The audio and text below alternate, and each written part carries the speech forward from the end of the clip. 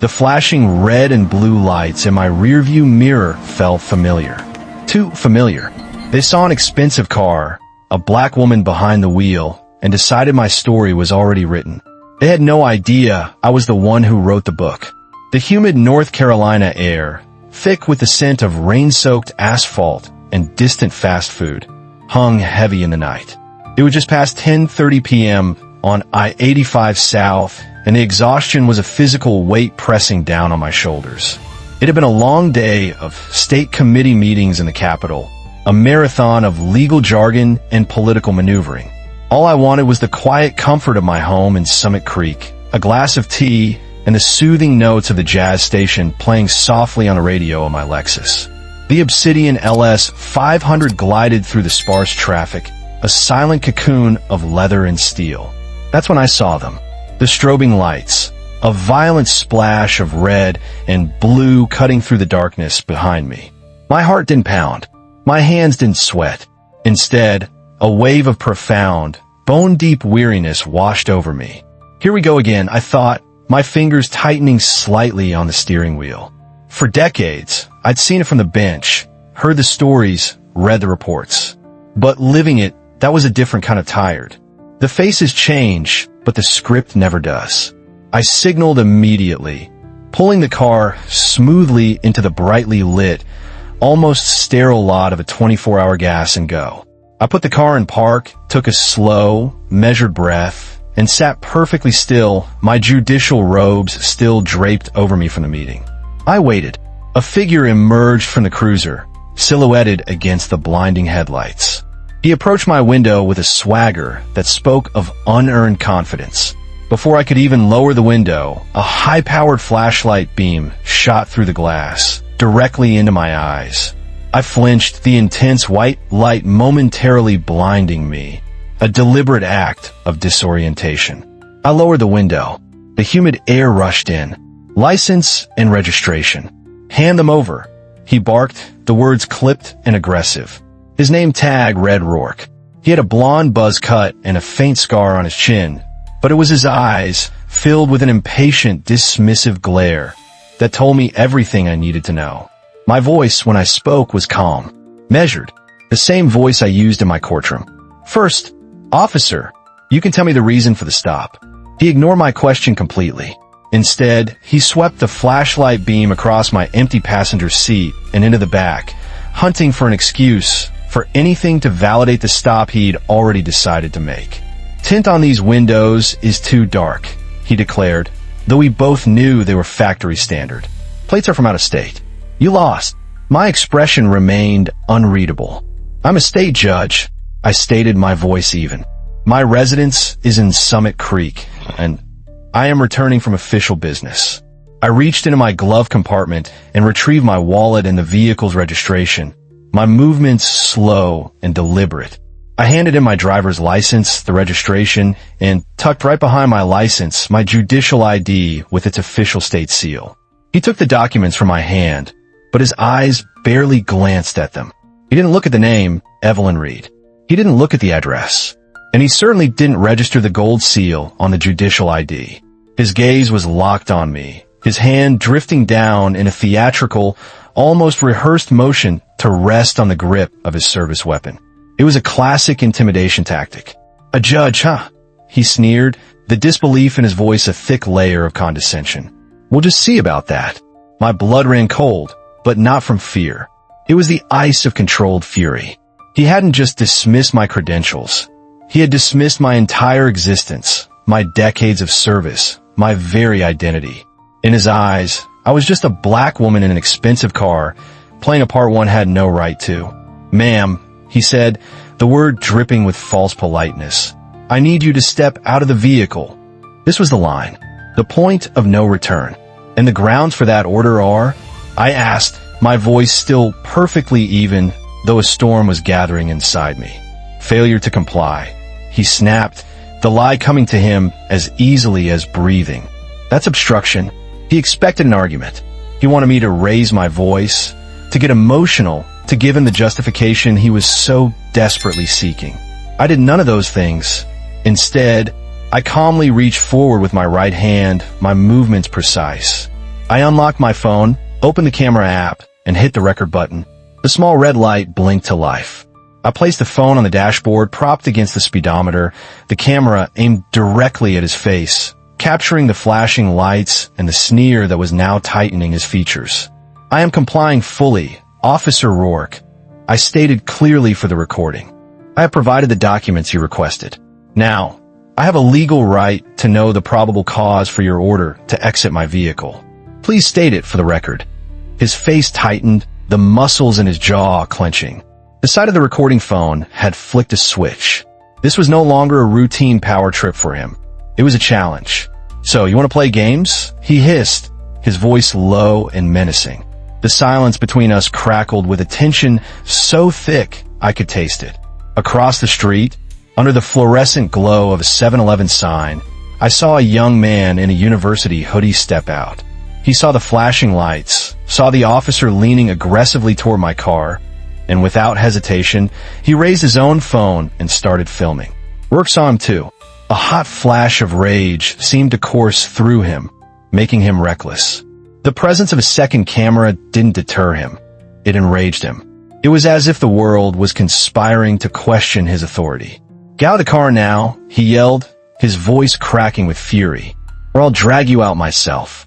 "That would be an illegal search and seizure," I replied, my tone hardening, the judge in me taking complete control.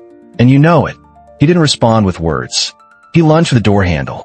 The second his fingers made contact with the handle, he heard the sharp, definitive click of the lock engaging. I had anticipated his move. The sound, in the quiet of the night, was as loud as a gunshot. It was a declaration, but it was the absolute, unshakable certainty in my eyes that made him hesitate for a fraction of a second. He saw no fear. He saw no panic. He saw the law. "Officer," I said, my voice now ringing with pure command, the voice that had silenced courtrooms for 20 years. "I am warning you. This stop is being recorded. You have zero legal authority to open this door." His pride, fragile and enormous, was roaring in his ears. He couldn't back down now, not with his own camera recording, not with a kid across the street recording. "I gave you a direct order," he shouted, his face reddening. "And I am following the law." I countered sharply, my voice cutting through his anger. "You are breaking it." He yanked the handle again, violently this time. It didn't move. Frustrated, he slapped the glass in my window with his open palm. The loud crack echoed in the gas station lot, making the young man across the street take a startled step back. "Unlock the door." "No." The word was a verdict. It wasn't angry, it wasn't frightened. It was a simple, immovable statement of fact. It was a brick wall he had just run into at full speed. The student across the street, David Chun, took a step forward, his voice nervous but clear. "Hey, what are you doing to her?" Rourke ignored him, his focus entirely on me. He grabbed his shoulder radio. "Dispatch, requesting backup on I-85 South, Oakwood exit. Got an uncooperative driver. Possible 10 to 56. My eyes narrowed. 10 to 56. Intoxicated, possibly dangerous driver. He had just officially, on a recorded channel, filed a false report. He had just tried to frame me. My mind, trained for years to see the pieces of a case fall into place, saw his entire career crumble in that single moment. He had handed me the case on a silver platter. "You just filed a false report, officer," I said, my voice dangerously quiet. "That is a flagrant abuse of your position." He leaned toward the window again, his face twisted into a snarl. "You think you're above the law?" "No," I said, my voice dropping, carrying the full weight of the justice system with it. "I'm the law." For a second, something flickered in his eyes. Not doubt, but pure, unadulterated annoyance. He leaned in again, his voice a low, condescending sneer. "Is that what this is? Some kind of power trip? You people love to pull the authority card when you're caught. You people." The words hung in the air between us, ugly and venomous. I repeated them, my voice barely a whisper, letting him hear the poison in his own statement. "You people." He took an involuntary step back, rattled not by anger, but by my unshakable composure. This wasn't how it was supposed to go. They were supposed to get hysterical, to argue, to cry. to give him a reason to escalate. My quiet dignity felt like an accusation, and it enraged him more than any shout ever could. Headlights cut across the scene as a second cruiser rolled to a careful, deliberate stop a few feet behind Rourke's. This one didn't rush in. An older, heavier-set sergeant with tired, all-seeing eyes stepped out. Sergeant Frank Miller. I knew him. He had testified in my court on a dozen different cases over the years. He was a good cop, a man who understood the law, not just the power it gave him. Rourke rushed over to him, his voice a torrent of self-justification, desperate to frame the narrative his way. Frank, good. You're here. This one's a real piece of work. Belligerent, won't get out of the car, flashing some fake-looking ID at me. But Sergeant Miller wasn't looking at Rourke. His gaze was fixed on the woman inside the Lexus. He walked past Rourke, his eyes squinting against the glare. And then he saw my face, perfectly framed in the driver's side window. He saw the small, blinking red light of the phone on my dashboard, and his face went ghost white. Oh, sweet heaven, he muttered, the blood draining from his face. He knew exactly who I was. Rourke stopped mid-sentence, confused. Sarge, what is it? Miller shot him a look that could strip paint, a glare that screamed, shut up now before you do any more damage. He walked to my driver's window, his posture shifting instantly from that of a cop to one of deference and profound respect. Judge Reed, he said, his voice low and strained. I finally let the tension in my hands ease. Yes, Sergeant. It's Sergeant Frank Miller, ma'am. On behalf of my department, I sincerely apologize. Are you all right? I gave a single, sharp nod. For my own safety, this entire interaction has been recorded, Sergeant. Let's be clear. Your officer initiated a stop without cause, disregarded my credentials, attempted an illegal entry of my vehicle, and then filed a false report, all of which I have on video. Miller's jaw was a hard line of granite. Understood, Judge. I am handling this now. He turned to Rourke, who was hovering nearby, looking completely bewildered. She was giving me. Rourke began, still tried to defend himself. You've said more than enough. Miller cut him off, his voice pure ice. Get in your unit. Kill your mic. We're done here. The command was an execution. Rourke's face flushed with a mixture of humiliation and disbelief, but he obeyed, slumping into his cruiser like a scolded child. The small red light on his own body camera blinked on, silently recording the spectacular end of his career. Miller turned back to my window. Again, Judge, I am truly sorry. Sorry doesn't fix this, Frank, I said, my voice even but unyielding. I identified myself. I provided documentation. In response, your officer threatened and insulted me. He made a choice. You are absolutely right, Miller said, the weight of the words clear in his voice. And it will be in my report. I reached down and stopped my phone's recording. To Miller's surprise, I unlocked my door and stepped out.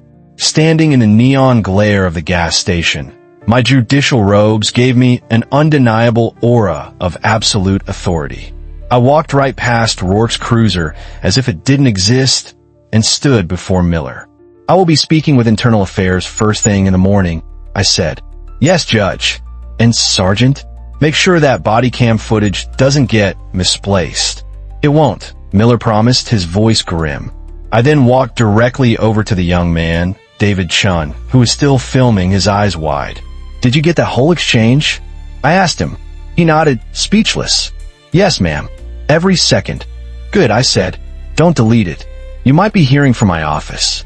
I walked back to my Lexus with purpose, got in, and drove away, leaving Sergeant Miller standing in stunned silence under the flashing lights. By morning, it was everywhere. David Chin's video had exploded online. Starting on a local Maple Creek community forum, it blazed across Facebook, Twitter, and Instagram until it was simply inescapable. The hashtag Justice for Judge Reed was trending nationally. My phone was a constant vibration of messages from colleagues, former law clerks, and even a concerned call from the governor's office.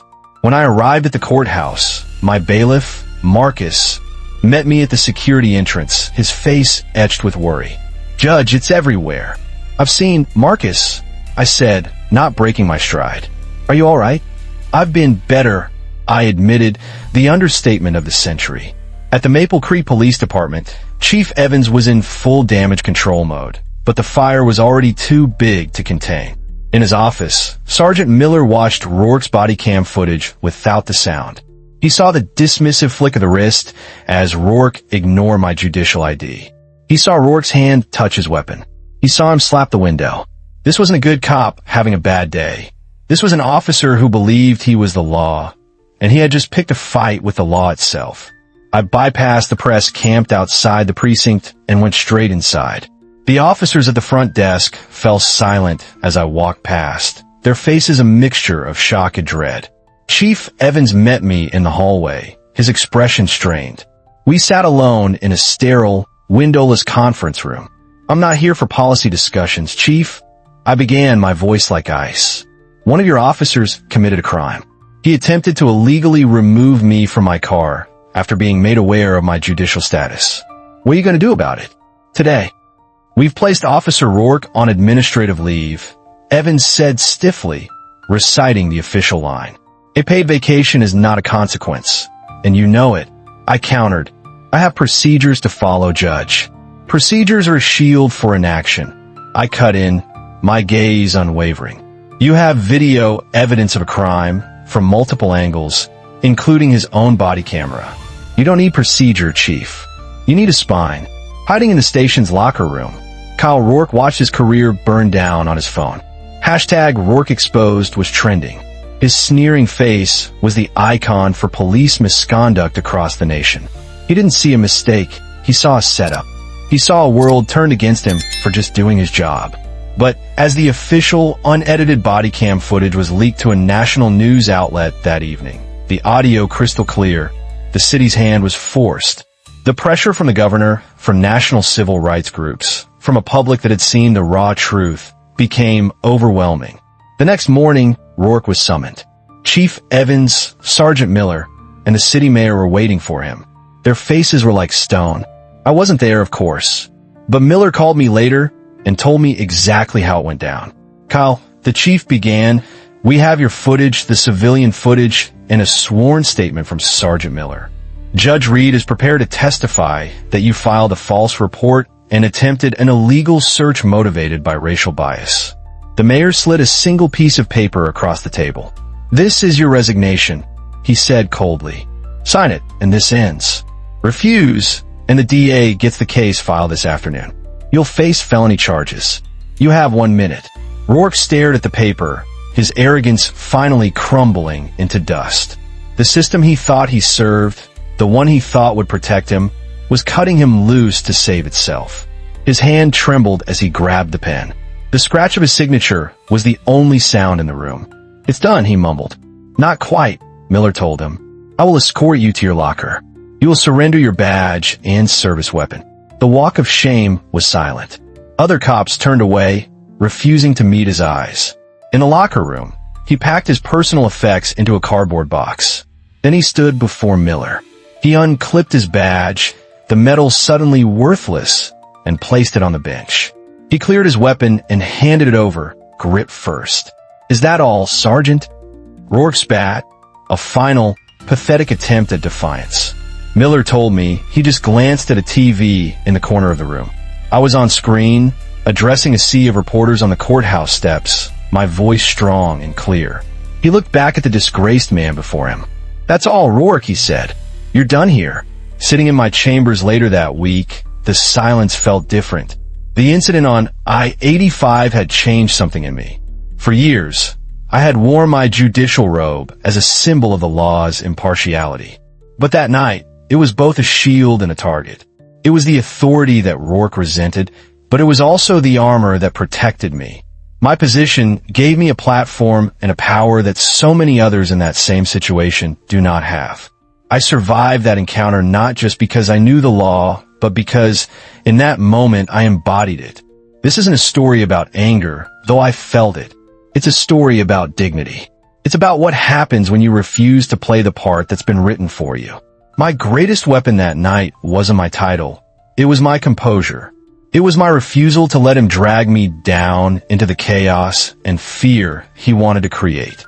I stayed in my world, the world of facts, of evidence, of rights, and I forced him to confront the consequences of leaving his. That experience reminded me that the fight for justice doesn't just happen in a courtroom. It happens in the quiet moments of defiance, on a dark roadside, under the cold glare of a flashlight. It happens when you know your rights and you calmly, firmly refuse to have them trampled. This event has forever shaped me. It reinforced my belief that each of us has a responsibility to hold the line, to stand up for what is right, not with rage, but with reason and resolve. Have you ever been in a situation where you had to stand your ground? A moment that tested you and forced you to be stronger than you thought you were? I would be honored to hear your stories. Please share your experiences or thoughts in the comments below. And as we discuss, please remember, let's all comment with respect. If this story resonated with you, please give it a like, share it with someone who might need to hear it, and subscribe to the channel for more discussions on law, justice, and the human spirit. Thank you for watching.